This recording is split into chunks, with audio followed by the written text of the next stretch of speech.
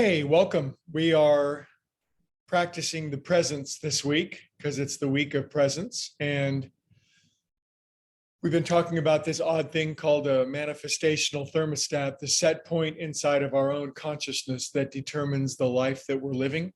And everybody has one, and everybody's mostly set on a pretty consistent point. It doesn't radically shift for most people most of the time, but it definitely moves.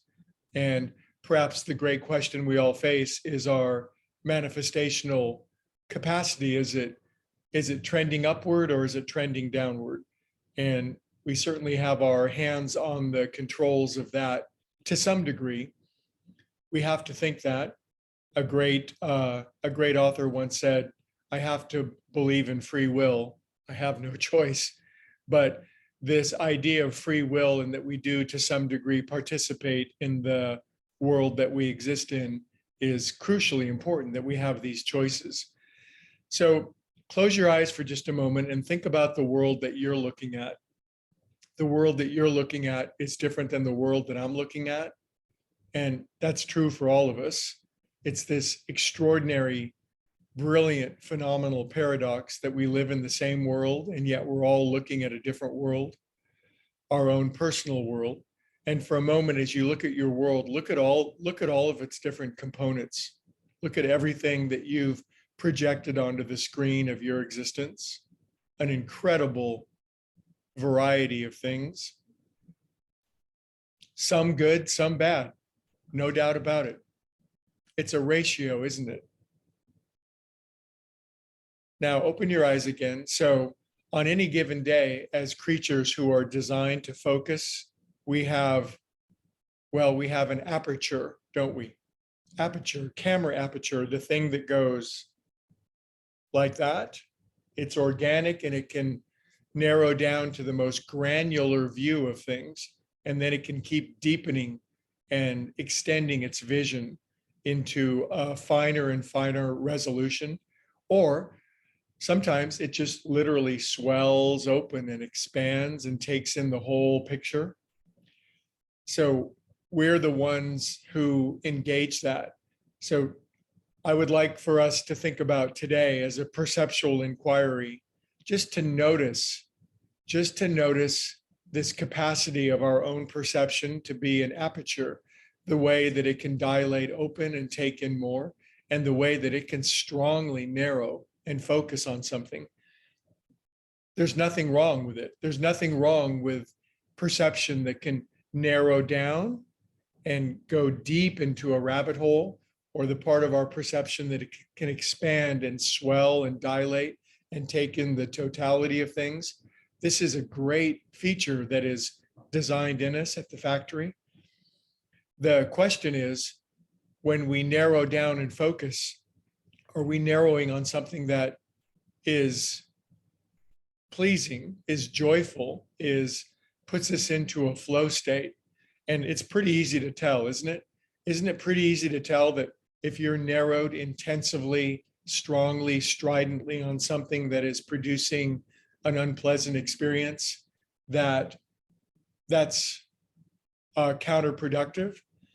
The tendency, though, for people is when they're narrowly focused on something that's unpleasant, is to strengthen the focus even more in an effort to make it go away. I know this sounds crazy because it is crazy. This is truly the definition of using struggle and strain to try to push something away.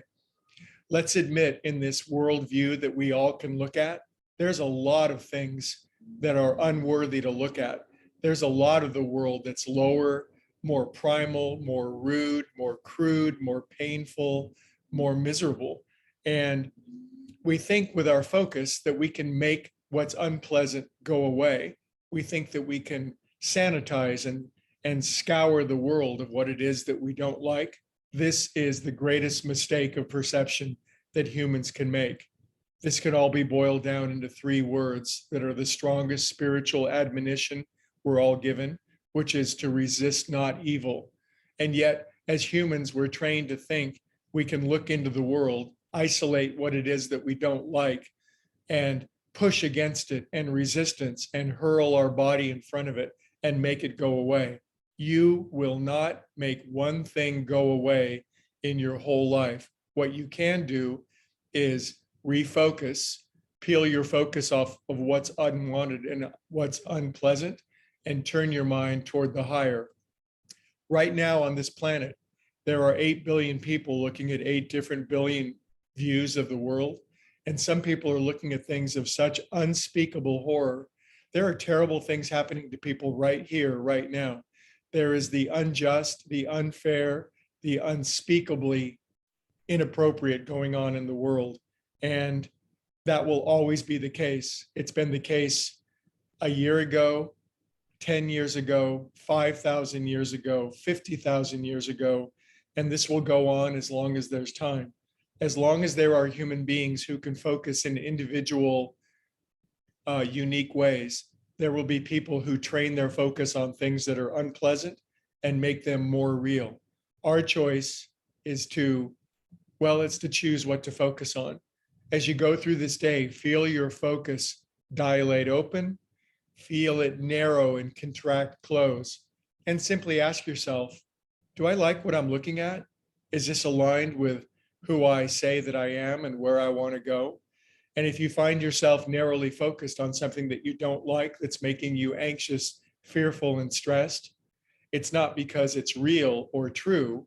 It's just because you're making it real and true, and it's real and true in the moment. You can back off of it. You can swell outward and take in a larger view. That's what we do in our meditation. It's what you can do all day long. You are a focuser and you are a defocuser. You're an aimer and a re-aimer. Put it to good use. Be wise with what you aim at, because what you do aim at will become more real, more granule, more deep, and by the fruits you shall know. If you're loving what you're focused on and it brings flow and love and delight and interest, you know that you are going in the direction of your soul and your spirit. And if you're struggling, anxious, worried, you simply know that you're straining and resisting and trying to push against something that you don't like. Aim wisely, my friends, and enjoy your aperture. I'll see you tomorrow, which is Friday, which is chatting day, and we will figure everything out. See ya.